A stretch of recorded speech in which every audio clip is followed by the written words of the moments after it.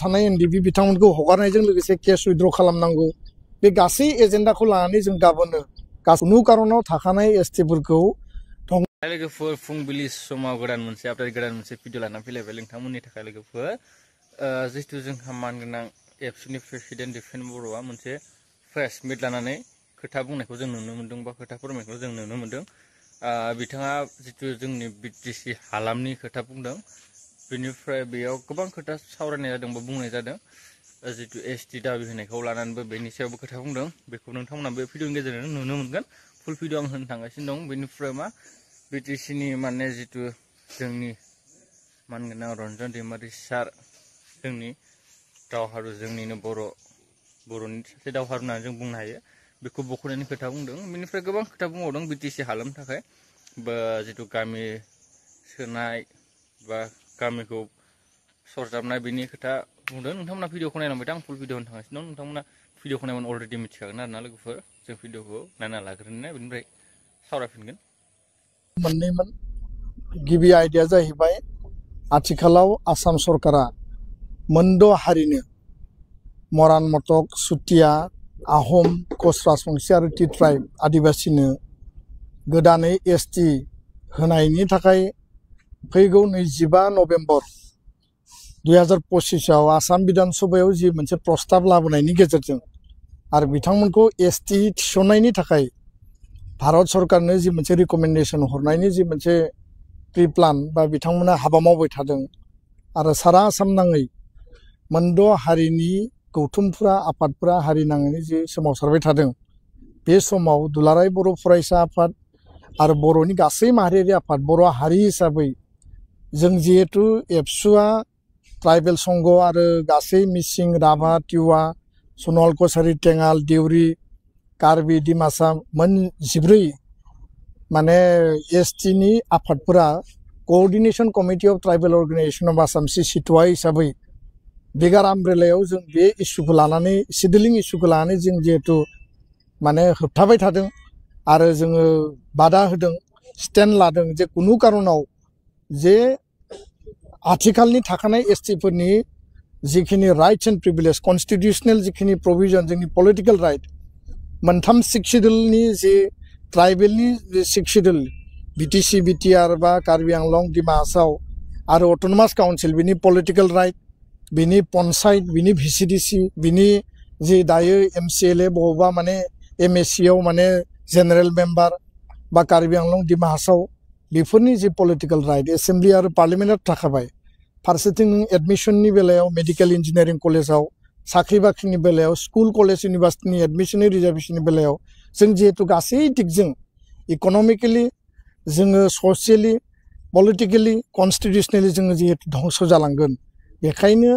जोङो ज'है एसटिआ इउनाइटेडलि जोङो स्टेन्ड होदों आरो दिनै बेयाव जों बर' आफादफोरा बर' हारिनि जानानै जों माबायदि हाबा मावलांगोन माबायदि स्टेन्ड होलांगोन बे खोथाखौ जों गुवार आरो गोथौयै जों सावरायदों आरो फैबाय थानाय 10 नभेम्बराव गुवाहाटीनि खानापारा भेटेनारि साइन्स कलेजनि जि प्लेग्राउन्ड दङ बेयाव 1 लाख माने सिसिट'आनि बानजायनायाव ट्राइबेल संघ एबसु आरो गासै आफादफोरनि मददाव बेयाव मोनसे गेदारिं गणसमाबेश लादों आरो बे हाबाफारिनि गेजेरजों भारत सरकार आरो आसाम सरकारनो मेसेज हरनो नागिरदों जे कुनु कारनाव थाखानाय एसटिफोरखौ धंस खालामनानै जाहाथे एसटि खालामा जायफोरा क्राइटेरिया गैया जायफोरनि गाइडलाइनानो मिलाया जायफोरनि केरेक्टारिस्टिक्सआनो गैलिया बेबायदिखौ पलिटिकल सार्थनि थाखाय 2026नि एसेम्बलिनि विधान सभानि पलिटिकल अंकनि थाखाय आसाम सरकारा भारत सरकारखौ जेरैबायदि लबि खालामनानै एसटि खालामनायनि जि मोनसे कनसेप्ट आरो बेयाव ट्राइबेल स्टेट जागोन होननानै प्रपागान्डा जि खालामदों कुनु ट्राइबेल स्टेट बेबायदि गैया आरो खालामनायनि बेबायदि कन्स्टिटिउशनाव प्रभिजन गैया दा बेखायनो जों दिनै रेजुलेसन लाबाय दिनैनि हाउसआ भेहेमेन्टलि जोङो बेखौ अपोज खालामो नैथि खोथाया जाहैबाय बर' एकर्ड इमप्लिमेन्टेसन 2020 सिमा बारायनाय गामि थिसननाय 125th एमेन्डमेन्ट भारतनि पार्लियामेन्टआव पास खालामनांगौ डाइरेक्ट फाइनेन्स आर्टिकल 280 नि गेजेरजों बर' कसारि काउन्सिलनि राभा हासं टिवा गासै गामिखौ नटिफाइ खालामनांगौ लोगोसेनो कार्बि आंलंनि एसटि हिलनि मर्यादाखौ होनांगौ स्कुल प्रभिन्सियेलाइजेसनखौ माने डिसेम्बर दाननि बा नभेम्बर दाननि सेसनाव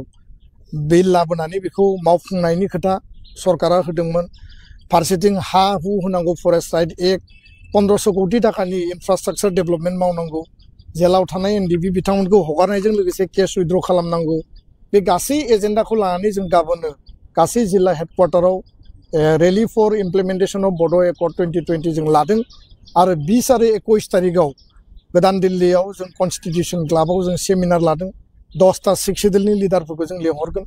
आरो लोगोसे 21 तारिखआव जन्तर मन्तराव धरना लादों बे गासै हाबाफारिफोराव जोंनि माहारियारि आफाद गौथुमफोरनि मदद जोङो हास्थायदों रायजो राजानि मदद हास्थायदों आरो बे जाफुङोब्ला बिटिसि बिटिआर बे सिख सेडुला मोर एम्पावर्ड जागोन बर' कसारि काउन्सिला पलिटिकेलि एम्पावर्ड जागोन कार्बि आंलंनि एसटि हिला जायोबा बर' हारिया पलिटिकेलि कन्स्टिटिउसनेलि बिथांमोना सिकिउर जागोन आरो बे मोनथाम दाबियाबो बड'फानि दाबिमोन आलादा रायजो बिनि आधाराव दिनै सिख सेडुल जों मोनबाय सिख सेडुलनि सिमाखौ बारायनांगौ कन्स्टिटिउसनेल क्षमताखौ बारायनांगौ आरो नीलाचलनि जायगायाव बर' कसारि काउन्सिल जाबाय कार्बि आंलंनि एसटि हिलनि मेटारा दाबो दङ दा बेखायनो बे गासैखौबो लानानै जों खौसे हाबा मावलांनो थाखाय दिनै थांखि लादों जोङो लिगेलि सुप्रिम कर्टआव जुदि फाइट खालामनांगौ जायो बेखौबो मावगोन आसाम सरकार बिटिआर सरकार आथिखालनि बिटिसि सरकार हाग्रामा महिलारि बिथांखौबो जों लोगो हमगोन दिनै जों सावरायदों आरो जाहाथे काउन्सिला बिनि सायावबो स्टेन्ड लायो खारन थांनाय समाव काउन्सिला बेखौ सापर्ट खालामबोदों माने राजबंशी आरो आदिबासीखौ एसटि खालामनायाव सिक्स कमिउनिटि एसटि खालामनायाव बादा गैया जों समर्थन होयो होननानै काउन्सिला बुंबोदों आरो दिनैनि हाउसआव जों सावरायदों जे काउन्सिला जाहाथे बेबायदि सापर्टनि फेभाराव थायाबासिनो जिहेतु जोंनि सिक्स सेडुल बिटिसिनि 30टा समस्तियावबो बिथांमोना गेलेनो मोनगोन जुदि एसटि जायोबा आरो बे भिसिडिसियावबो बिथांमोना जायगा मोनगोन